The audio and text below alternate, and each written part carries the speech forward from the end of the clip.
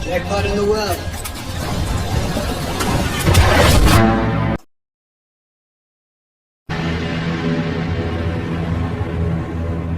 Kisah dimulai dengan memperlihatkan seorang pemuda atau narapidana yang dipenjara gara-gara kasus pembunuhan, di mana dia mendapat kunjungan dari seorang pimpinan regu elit CIA bernama Bapak Fitzroy yang mengajak si pemuda untuk bergabung dengan regu elitnya. What's the catch? You work for us. Who's us? CIA memiliki sebuah program khusus bernama Sierra, di mana si pemuda akan dilatih untuk membunuh, lebih tepatnya membunuh para penjahat, yang pelatihan ini sendiri berpedoman pada sosok John Wick tentang bagaimana caranya untuk survive, bisa fokus pada tujuan, berkomitmen pada setiap misi yang dijalankan, dan memiliki tekad kuat sebesar John Wick untuk bisa menyelesaikan apa yang sudah dimulai. We're gonna train you to kill bad guys. And since you've already killed one, it shouldn't... Si pemuda akan berada di zona abu-abu atau istilah lain untuk seseorang yang berada pada posisi tidak dianggap dan tidak jelas dan tidak diketahui oleh siapapun, karena memang pemerintah sama sekali tidak mengetahui tentang program ini. Nah, jikalau si pemuda mau dan bersedia untuk bergabung, Bapak Fitzroy berjanji akan membebaskannya dari penjara sekaligus menghapus semua catatan kejahatannya, yang apabila dia sudah setuju, maka si pemuda akan diberikan nama khusus yang menjadikannya berbeda dari agen lain, yaitu Sierra Six. You'd be part of an elite unit, the Sierra program. Dan inilah pria abu-abu. 18 tahun kemudian, lebih tepatnya di Bangkok, si pemuda atau yang sekarang lebih dikenal dengan nama Six pun mendapat sebuah misi untuk membunuh seorang pria asal barat yang memakai kalung. Ini orangnya, di mana dengan senjata yang dilengkapi alat pendeteksi panas tubuh pun tak sulit bagi Six untuk melakukannya. Tetapi karena ada anak kecil yang menghalangi sang target, Six pun membatalkan eksekusi tersebut. Go loud, Six.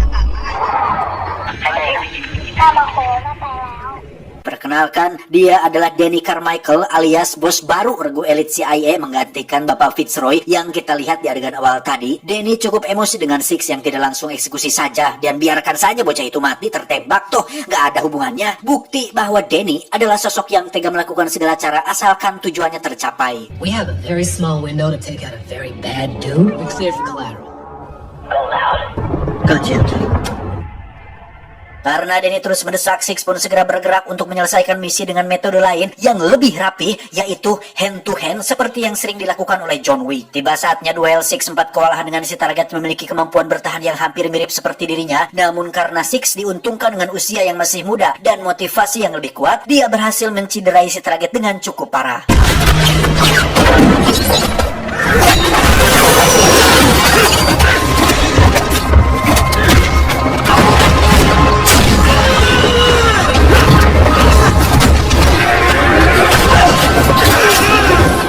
Faktanya, si target ternyata adalah mantan agen Sierra sama seperti si Six, bahkan namanya adalah Sierra 4, yang berarti dia adalah seniornya si Six dan juga direkrut langsung oleh orang yang sama, yaitu Bapak Fitzroy.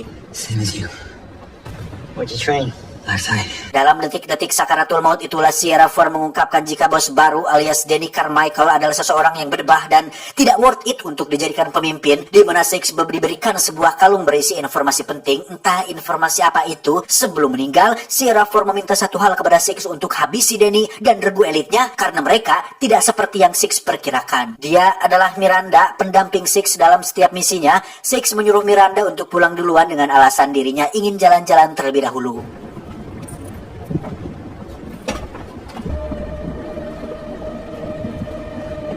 Tak lama Danny pun menghubungi Six kenapa dia tidak ikut pulang bersama Miranda, di mana Six balik bertanya kenapa Danny tidak memberitahu jika targetnya adalah Sierra 4, seniornya sendiri, yang pada akhirnya Danny jujur bahwa Sierra 4 memiliki informasi penting berisi sesuatu yang bisa membuat Danny dan timnya dipenjara karena ya seperti Anda lihat sendiri, regu elit CIA ini bergerak tanpa sepengetahuan pemerintah dan bertindak di luar aturan, sehingga wajar saja jika Danny sangat menginginkan flash disk yang ada di dalam kalung tersebut. One wristwatch. Wristwatch. R1 smartphone. Six. Did he have anything on his person? Last chance, Six. Understood. No joy, I repeat. No joy. Penasaran dengan sosok Danny bos barunya, Six pun mencoba mencari tahu di situs resmi CIA tetapi tidak memiliki akses, sehingga Six pun menghubungi Bapak Fitzroy alias mantan bosnya yang sekarang sudah pensiun untuk meminta bantuan beliau menyiapkan regu penjemput supaya dirinya bisa pergi ke tempat aman. Well, I'll do some checking. I still have friends up the food chain. Give me an hour to find a local extraction team. There's an airfield near Chiang Mai. Get to it. Singkat cerita, Six sudah sampai di pesawat yang di situ sudah ada regu penjemput yang merupakan anak buahnya Bapak Fitzroy, sehingga Six bisa langsung pergi ke tempat aman untuk bersembunyi dari Danny dan regu elitnya. Danny sendiri terlihat sedang ambek-ambekan tepat di depan wakilnya yang bernama Susan. Ini babangusnya, Danny mengungkapkan kekhawatirannya tentang informasi tersebut yang apabila sampai jatuh ke tangan pemerintah atau pihak tertentu, maka lembaga ini bisa ditutup dan dirinya sebagai bos bisa dipenjara untuk waktu yang sangat lama, sehingga Danny tidak memiliki pilihan lain selain meminta bantuan pada satu agen yang sebenarnya kurang worth it dalam bekerja. Bahkan Susan sendiri tidak menyarankan hal itu karena agen yang dimaksud sangat-sangatlah brutal dan lebih mirip seperti seorang sosiopat. He has methods. Sociopathic methods. So sit on him, the guy like it's a bad thing. It's a dangerous. Dan inilah agen yang dimaksud yang wajahnya pasti sudah tidak asing bagi kalian semua. Dia bernama Leon Hansen, kita panggil saja Hansen. Benar kata Susan, Hansen memakai metode layaknya sosiopat seperti yang bisa Anda lihat sendiri. Saat itulah Danny menelepon dan memberinya tugas baru untuk menangkap Six dan ambil sesuatu yang ada padanya. Give me a name. Sierra 6. Get it back. Make him gone. You ready? Meski brutal dan tak bermoral, bukan berarti Hansen adalah orang yang bodoh. Dia langsung meminta data milik orang-orang terdekatnya alias orang yang telah merekrutnya, yakni siapa lagi jika bukan Pak Fitzroy, di mana Hansen menekat menculik keponakan beliau supaya membuka mulut tentang di mana Six berada saat ini. Where is he? Where's who? You really want to do this? You know, kids. Tak punya pilihan lain, Fitzroy terpaksa menyuruh orangnya untuk membunuh Six yang ketika mereka sedang ngadodoho untuk menghabisi nyawanya, tiba-tiba Just make it painless. You understand? How's that?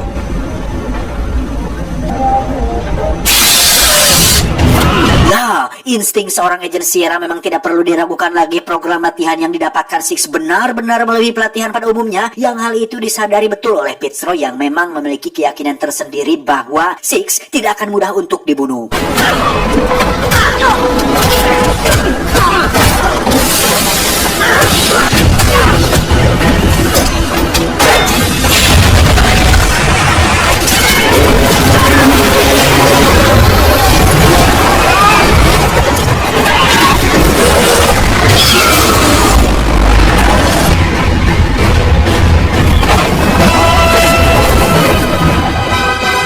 Setelah melewati ketegangan yang cukup beradrenalin, Six berhasil mendarat di tanah Turki, di mana dia langsung menghubungi Fitzroy yang meminta maaf karena dirinya diancam, lebih tepatnya keponakannya diculik dan diancam akan dibunuh. Hansen langsung merebut teleponnya untuk mengancam Six bahwa dirinya cukup bangga bisa mendapatkan tugas ini, yaitu untuk menangkap seorang agen Sierra yang begitu terkenal di karangan regu elit CIA. Namun hal itu sama sekali tidak membuat Hansen mengurungkan niatnya dan justru nampak tertantang untuk bisa menangkap Six. The asset you stole, and I wanted to chop your head off. Hey, Lloyd. Yeah, I immediately don't like you.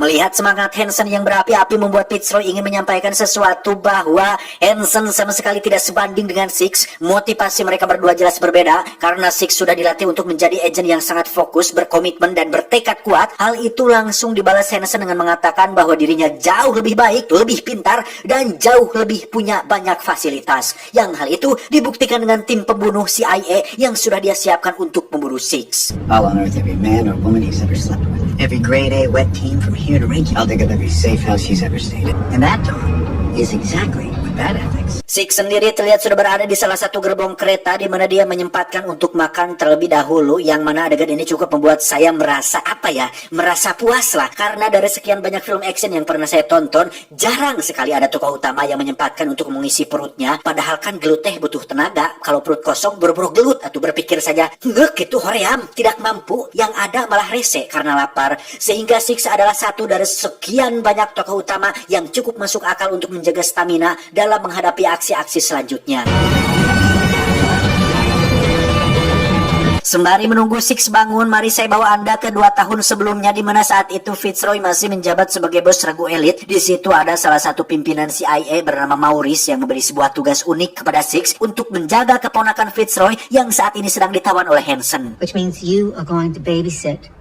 You guys taught me how to kill people, not care for them. Dia bernama Claire, keponakan Fitzroy yang memiliki kelainan jantung yang membuatnya harus dipasangi alat pemacu jantung yang bisa dilacak layaknya GPS, di mana Six bertugas untuk menjadi babysitternya karena dengan pekerjaan Fitz yang seorang bos regu elit CIA, tentu banyak pihak yang memburunya, termasuk memburu Claire keponakannya. Six is an odd name. Just, 007 was taken. Looking for your jacket? Like I sat on it. Claire's asleep. I'm going out for a bite. Selama menjaga Claire itulah keduanya menjadi cukup dekat dan saling nyaah satu sama lain, di mana Six beberapa kali berhasil menyelamatkan nyawa Claire berkat kemampuan membunuh yang dia miliki. Kembali ke saat ini di mana Six terlihat sudah sampai di Vienna untuk menemui seorang hacker sekaligus membuat identitas palsu bernama, kita panggil saja Samsul ya, ini orangnya. Six meminta Samsul untuk melacak keberadaan Claire menggunakan nomor seri alat pemacu jantung yang dipasang dalam tubuhnya, sekaligus minta dibuatkan paspor palsu agar bisa pergi dari negara ini. Voila. Fine. Wanted you. You want Ecuador. Have you been there? Setelah berhasil mendapatkan koordinat lokasi Claire dan menuliskannya di telapak tangan, Six diminta berdiri di tempat yang sudah disediakan untuk diambil foto untuk paspornya. Tapi tiba-tiba... The desired response. Yes. That's good. Ya, Samsul rupanya tergiur dengan hadiah yang dijanjikan Hansen apabila bisa mendapatkan Six, di mana Hansen dan pasukan segera terbang menuju lokasi Samsul untuk menangkap si Six yang sedang terjebak di dalam lubang atau sumur ini. Seperti yang sudah dijelaskan Fitzroy, Six adalah seorang agent yang sudah dilatih untuk fokus dan cerdas melebihi agent biasa, di mana Six bisa memanfaatkan apapun yang ada di sekitarnya untuk bisa survive, yang hal itu dibuktikan ketika Six menggunakan pipa besi dan beberapa benda yang ada di lubang tersebut supaya dirinya bisa keluar sebelum Hansen dan pasukan tiba di sini. Lack of family and plausible deniability. Identities permanently destroyed.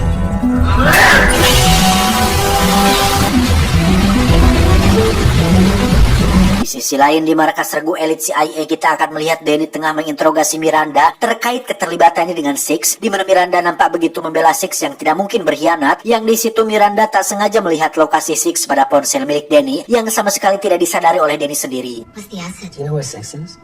No. Remove yourself from my personal space. Kembali ke kediaman Samsul, Hansen dan pasukan sudah tiba di sana, di mana Samsul langsung ditembak mati saat itu juga, dan itulah akibatnya jika sudah menjadi seorang pengkhianat. Saat Hansen dan pasukan menuju ke lubang dan sudah percaya diri tinggal bisa menangkapnya dan membawanya, tiba-tiba Jackpot in the world.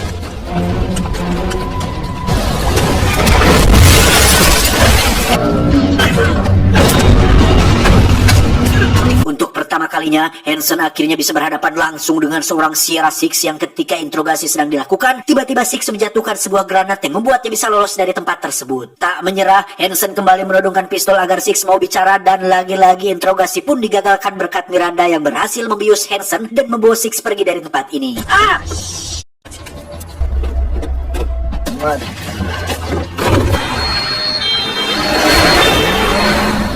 Mereka berdua pergi ke Praha untuk menemui mantan pemimpin CIA yang sudah pensiun, yakni Ibu Maurice yang sempat kita lihat di adegan flashback tadi. Six dan Miranda diperlihatkan dokumentasi tentang betapa brutalnya Danny saat sudah menjadi bos regu elit CIA, yang mana dia dan Hansen benar-benar cocok karena keduanya sama-sama memiliki sifat yang sama, yaitu mengorbankan nyawa tak berdosa untuk mencapai tujuan tertentu. Unsanctioned.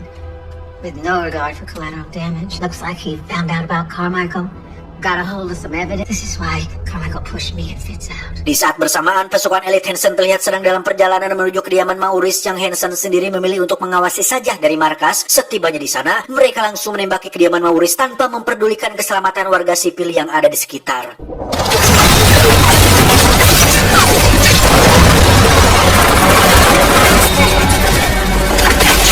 Miranda disuruh untuk pergi duluan, sementara Six memilih untuk tetap berada di sini melindungi Maurice. Tetapi karena Six adalah prioritas utama untuk membongkar kebusukan Danny, Maurice pun mengorbankan dirinya demi keselamatan Six. Don't do this, Maggie. Open the door.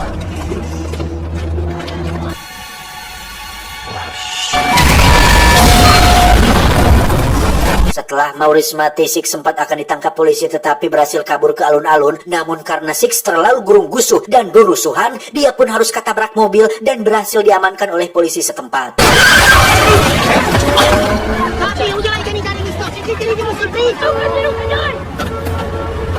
Sambil menunggu tim SWAT datang, Six pun diborgol ke pagar alun-alun, yang hal itu benar-benar ide buruk karena Hansen kembali mengirim pasukan kedua, yaitu pasukan Alpha yang diperbolehkan untuk menembak sesuka hati tanpa memperdulikan warga sipil yang ada di sekitarnya. You have my permission to shoot anyone standing in his way.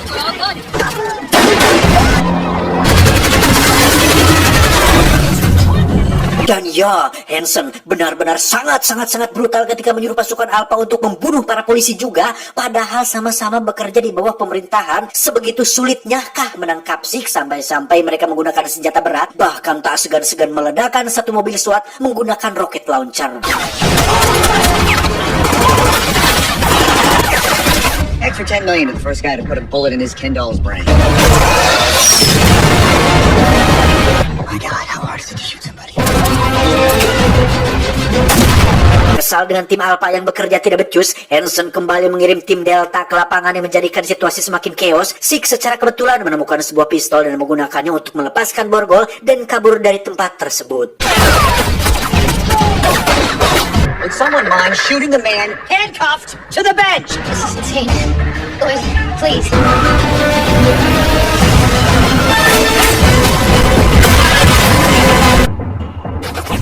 Negative, we lost him. Ketegangan rupanya belum selesai sampai di sini karena ketika Six naik ke tram atau kereta kota, 3 anggota tim Delta berhasil masuk ke sana juga yang di saat bersamaan muncullah Miranda dengan mobil anti pelurunya untuk membantu Six keluar dari situasi tersebut.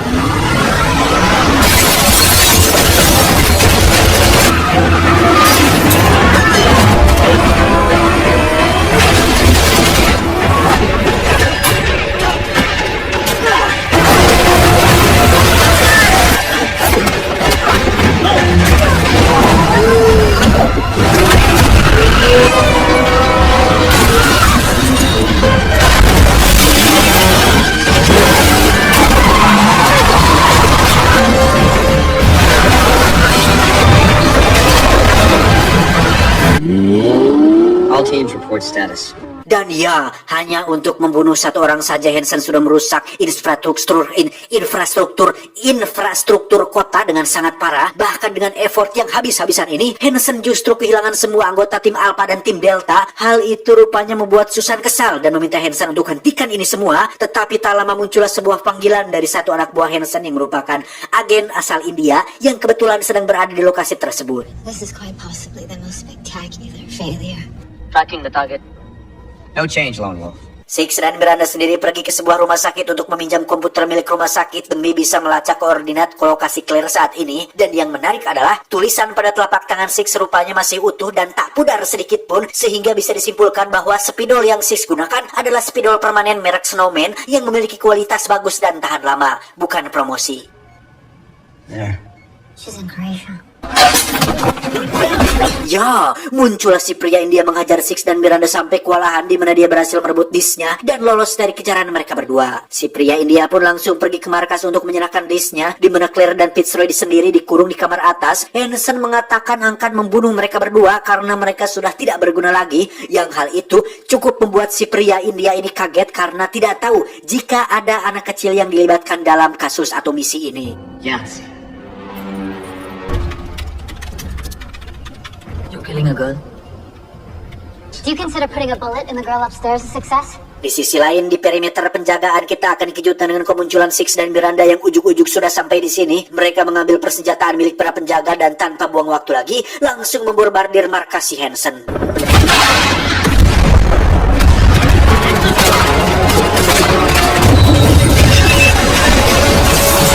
All units to the courtyard.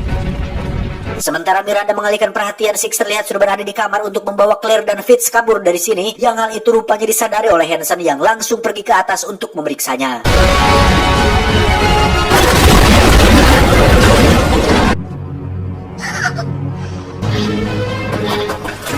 He's trying to draw us away. Terjadi baku tembak yang membuat Fitzroy mengalami luka parah. Merasa tidak akan selamat, Six diminta untuk membawa Claire kabur dan dibiarkan dirinya tetap di sini untuk menghambat Hansen dan pasukannya. Dan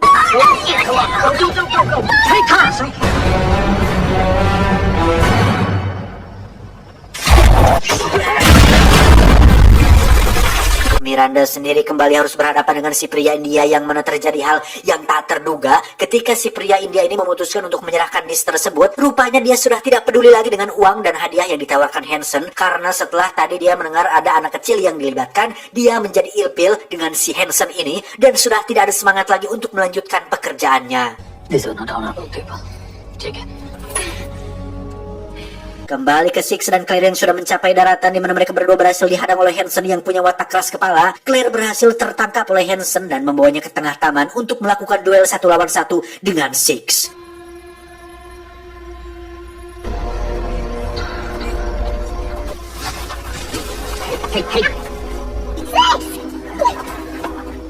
What do you say, Six? You wanna dance? Setelah Claire dilepaskan, kini giliran mereka berdua akan duel menggunakan tangan kosong biar ada gregetnya. Duel ini sebenarnya cukup riskan karena Hansen sebenarnya agak kurang percaya diri apabila bertarung tanpa shieldnya atau tanpa perisai vibraniumnya. Namun karena ini adalah keharusan, mau tidak mau Hansen harus melawan Six dengan tangan kosong saja.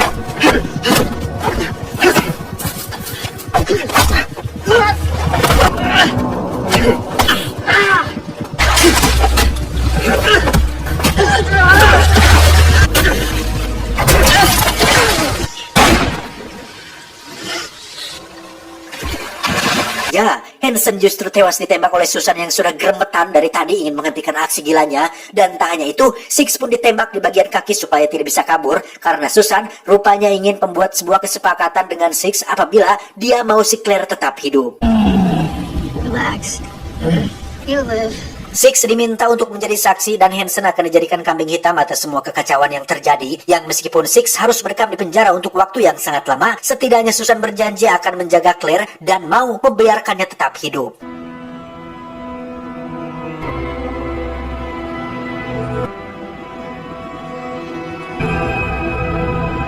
Dua minggu kemudian, Danny, Susan, dan Miranda pun dibeat oleh para petinggi CIA atas kekacauan yang sudah terjadi dan dibeatnya pun langsung oleh sang sutradara sendiri, di mana disnya sendiri sudah dihancurkan sehingga membuat Danny dan regu elit rahasia ini tetap berjalan seperti biasa. Is that understood? Understood. Understood, sir. We exonerate the three of you in this affair. If anything ever happens to Claire Fitzroy, Tanpa sepengetahuan pemerintah, Danny dan Susan diam-diam mengurung Six di bawah gedung markas mereka, yang ketika sudah sampai di bawah, betapa terkejutnya mereka semua saat melihat para penjaga sudah ngagoler tidak berdaya dengan Six yang sudah tidak ada di tempatnya. Dan ya, Six berhasil melumpuhkan para penjaga dan bisa bertemu lagi dengan Claire, di mana mereka berdua akan pergi ke tempat yang aman dan jauh dari konflik untuk memulai hidup yang baru.